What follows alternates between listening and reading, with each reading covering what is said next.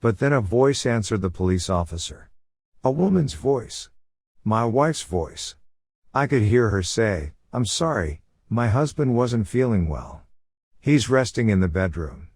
Can I help you?" I screamed as loud as I could just to get attention. But it was no use. I heard the officer say, "I'd like to check up on him, all the same." Sure, come in. He's right through here." It was right out of a nightmare. I was sweating profusely while every step seemed to get me nowhere. I tried to speed up but the hallway just stretched further. And then I heard a man's blood-curdling scream from downstairs.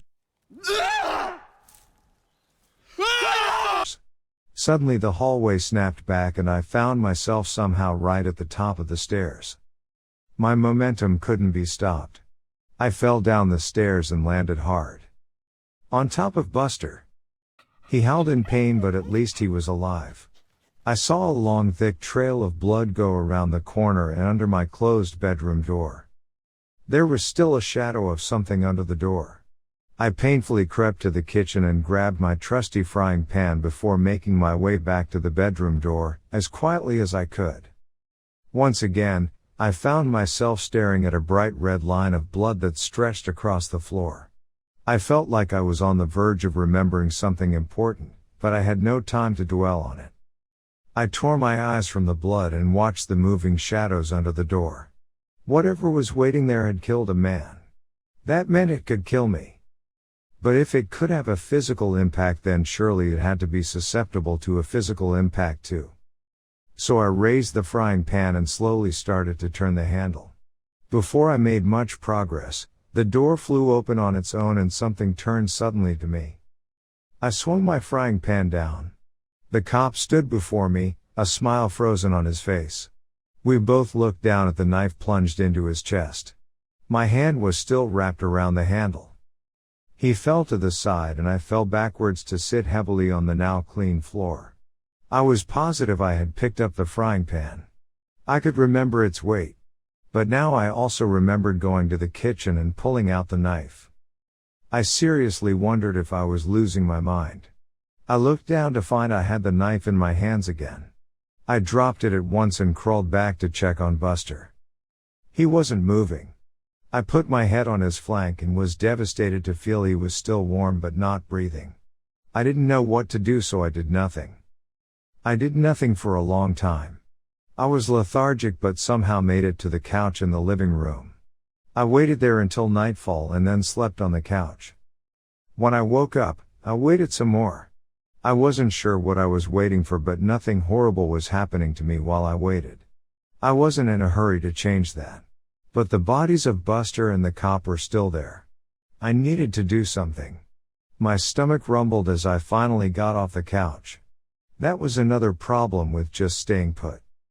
First things first, I found a shovel in an outdoor closet attached to the backyard porch. Digging the hole was exhausting, so I settled for just burying Buster now. I planned on getting to the cop after finding something to eat.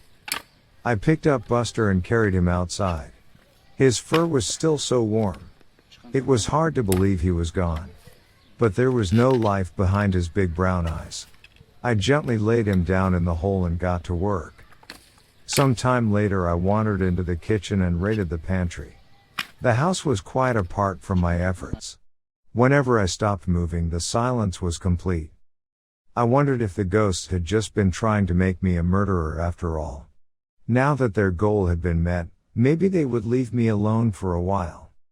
Just in time, because I was starving and didn't need any more distractions. I opened a box of cereal and had a handful up to my lips when I paused. How could I tell I was actually eating what I was looking at? What if I had actually been opening a box of rat poison? I still wasn't sure what these ghosts were capable of. I imagined the food turning into worms after it was already in my mouth. With that thought, I threw the cereal to the ground and stomped off, no longer hungry. I needed to concentrate my efforts on leaving this place. Right on cue, I walked by the front door. It was wide open. Instinctively, I made a leap for it before stopping with my outstretched hand just a foot short of the door. This had to be another trick. I could see the door slamming shut in my face or even taking a few of my fingers with it. I could feel a breeze enter the house, but I was too scared to move. This was the most impossible situation I had ever been in or even heard of. All of my senses had failed me before. However, my need for freedom eventually caused my feet to move. Upon slowly exiting the house, I saw the cop car just sitting in my driveway. The door was unlocked and the keys were sitting in the front seat. My mind went wild trying to explain the situation. Maybe the cop was secretly a murderer and had killed previous owners of this house. Maybe his sacrifice helped them move on. I couldn't think of any other explanation for my good luck at the time. So I just pushed my misgivings down and got in. I drove out of the neighborhood without incident, but I had new problems. I was in an unfamiliar city, driving a cop car, with no money or other belongings on me, and I had no idea what to do next. So I kept driving. It felt good to be free of that house. It felt good to see the sun. So I kept driving. On and on. Left turn. Right turn. Left turn. Right turn. No idea where I'm going. And then I realized I hadn't seen any other cars on the road for some time. Where was everyone? Where was I? The sinking feeling happened again, in the pit of my stomach but also around my whole body. I sunk back into the car seat and then realized I was sitting in an armchair. Back in the living room of my uncle's house. My arms were up like I was still holding onto a steering wheel. I started to cry with frustration as I stood up and screamed.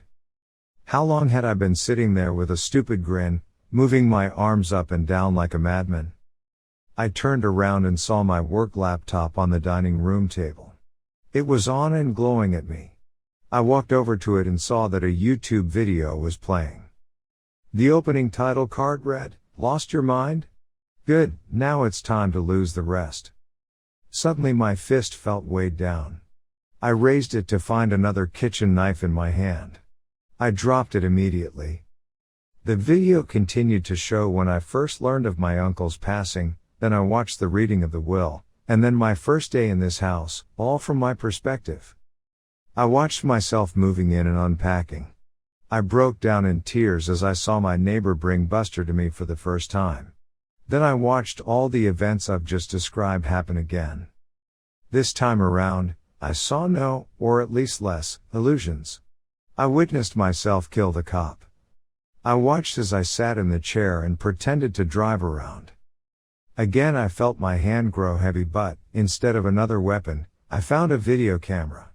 It was still recording. I looked back at the video and realized that it was being presented as a live stream.